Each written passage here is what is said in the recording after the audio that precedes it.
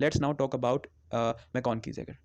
तो भाई ये बात करते हैं मैकॉन्कीज एगर के ऊपर। बाय द वे मैं इसे बैक्टीरिया का मैकडॉनल्ड्स भी कहता हूँ, आप भी कह सकते हैं। So again MacConkey's agar is a kind of selective and differential media, ठीक है। इसका जो एवरेज पीएच होता है, रूम टेम्परेचर, ये 7.2 टू 7.4 तक हो सकता है, ठीक है।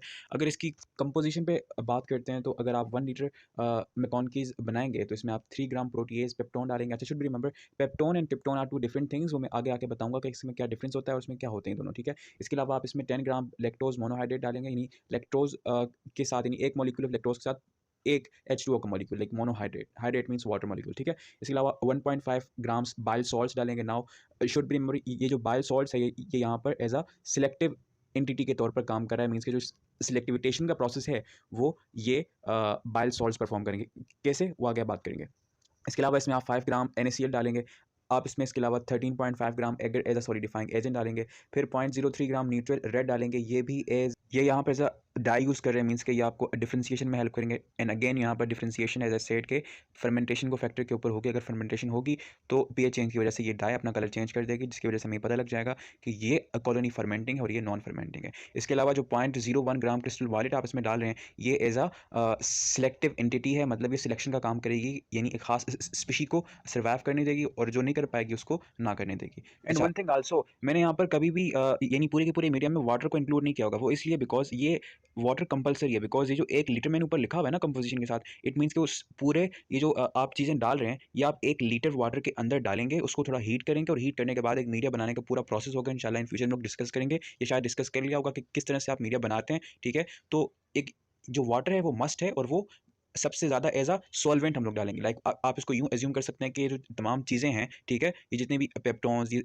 सॉल्ट्स, ये बाइल सॉल्ट्स, ये जो डाइज हैं, ये एज अ सॉल्यूट हैं और वाटर एज अ सॉल्वेंट है। मैंने लिखा नहीं, लेकिन वाटर कंपलसरी है। वो जो 1 लीटर है वो क्या है, वो आपने पानी डाला है, ठीक है। सो अब आइए बात करते हैं डिफरेंशिएशन और सिलेक्शन किस तरह से होती है मैकॉन्कीज में।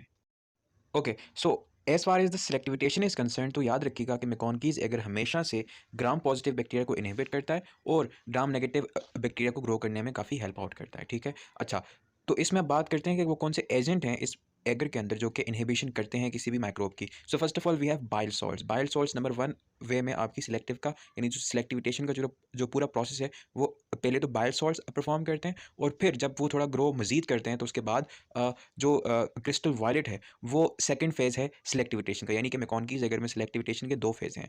First will perform by bile salts then with crystal violet salt. अच्छा, now how does the bile salts inhibit gram positive bacteria. अच्छा, तो इस तरह से ये जो इनहिबिशन का प्रोसेस है, they do by that के bile salts inhibit gram positive bacteria by causing wide spreads unfolding and aggregation of cytosolic protein in bacteria। यानी कि as you know ना कि bacteria is a living organism and living organism में protein तो होते ही होते हैं because enzymes you know all the stuffs। तो ये जो bile salts हैं ये उन प्रोटीन्स के, बिकॉज हमें पता है कि प्रोटीन जो है वो एक उसके डिफरेंट स्ट्रक्चर होते हैं, primary secondary tertiary quaternary. Quaternary में वो 3 डायमेंशनली यानी फोल्डेड होते हैं, प्रोटीन एक पर्टिकुलर वे में अरेंज होते हैं। तो जो बाइल सॉल्ट्स हैं ये अपनी पोलैरिटी की वजह से वो उनकी जो फोल्डिंग होती है वो उनको अनफोल्ड कर देते हैं, मतलब उनको डीनेचर कर देते हैं, जिसकी वजह से वो अपना फंक्शन परफॉर्म नहीं कर पाते हैं और अगर प्रोटीन काम नहीं करेंगे तो लिविंग ऑर्गेनिज्म जिंदा नहीं रह सकते। सो जितने भी ग्राम पॉजिटिव बैक्टीरिया हैं वो बाइल सॉल्ट की प्रेजेंस में जिंदा नहीं रह सकते। Why? Because bile salt cause unfolding of the protein of the cytosol और the cytoplasm of that bacteria, ठीक है। यानी उसके साइटोप्लाज्म में जितने भी प्रोटीन्स हैं वो उसको अनफोल्ड करके यूजलेस या फिर अनफंक्शनल बना देंगे। फिर अच्छा, ये जो सेकंड फेज ऑफ क्या कहते हैं selectivitation, it is perform by crystal violet. Now how? Now one thing, यहाँ पर भी ये जो क्रिस्टल वायलेट है ये भी ग्राम पॉजिटिव को इनहिबिट करेगा और ग्राम नेगेटिव को ग्रो करने देगा। अच्छा, सो ये जो क्रिस्टल वायलेट है it is second phase of selectivitation. ये अपनी सिलेक्टिविटी का प्रोसेस तब स्टार्ट करता है कि जब उस कल्चर में मौजूद जो फर्मेंटिंग बैक्टीरिया हैं, मतलब जो कि फर्मेंटेशन कैरी आउट करते हैं, वो अल्कोहल बनाना स्टार्ट करते हैं। अच्छा, so how does it inhibits the gram positive bacteria, ठीक है। ये इस वजह से देखें, अगर आपको पता है कि ग्राम पॉजिटिव और ग्राम नेगेटिव की सेल वॉल में एक मेजर डिफरेंस ये होता है कि ग्राम पॉजिटिव की सेल वॉल थोड़ी सी थिक होती है, ठीक है। सो इस मीडिया के अंदर कहीं ना कहीं आयोडीन भी शामिल होगा, ठीक है। So when ever gram positive bacteria अगर सर्वाइव कर जाते हैं बाइल सॉल्ट्स को, तो जब वो उस मीडियम में आएंगे, यानी उस फेज़ में आएंगे जब उस कल्चर के अंदर कुछ बैक्टीरिया जो वो फर्मेंटेशन स्टार्ट करे होंगे। जब फर्मेंटेशन स्टार्ट करेंगे तो हमें पता है कि फर्मेंटेशन के प्रेजेंस में क्या बनता है, अल्कोहल। तो अल्कोहल की वजह से होता है पीएच चेंज। और आपको अगर आपको थोड़ी सी नो हाउ है विद ग्राम स्टेनिन, तो आपको पता है कि जब क्रिस्टल वायलेट और आयोडीन मिलते हैं inside the cell wall of bacteria, तो वहाँ पर वे क्रिस्टल वायलेट और आयोडीन कॉम्प्लेक्स बनाते हैं जो कि बहुत ही क्रिस्टलाइज्ड होता है, ठीक है। दैट्स वाई इसको क्रिस्टल वायलेट करते हैं, बिकॉज इट फॉर्म्स क्रिस्टल।